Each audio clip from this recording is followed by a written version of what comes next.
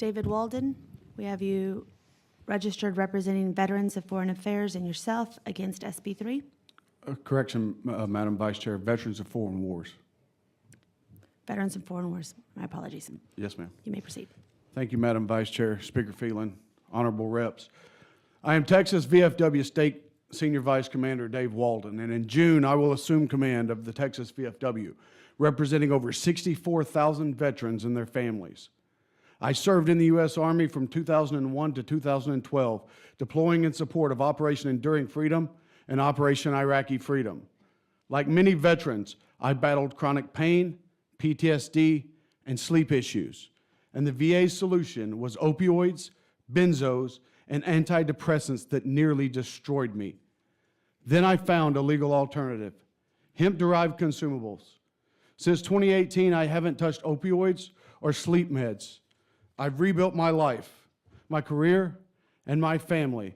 I have 3 sons currently in the service and 4 wonderful grandsons that I get to enjoy due to hemp-derived consumables.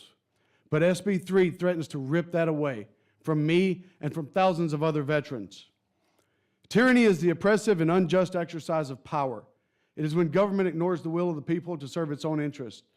That is exactly what Lieutenant Governor Dan Patrick is doing by threatening to hold up other legislation unless this passes. He wants to take away a legal option that helps veterans, farmers, and small business owners, not to protect Texans, but to impose his own will. Tyranny isn't always loud.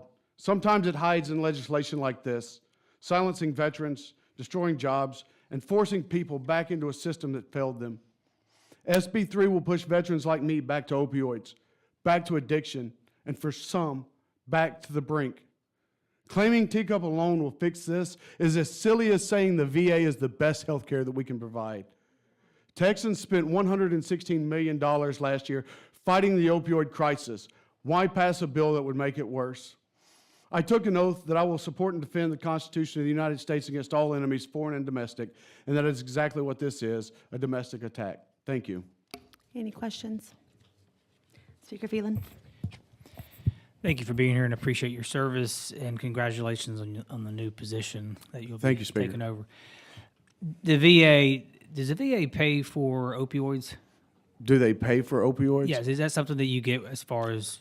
Absolutely. I mean, it's free. It's part of your treatment. Yes, sir. So opioids are free. Yes. Okay. And so most veterans probably come out of pocket for what you're advocating for, correct? Absolutely.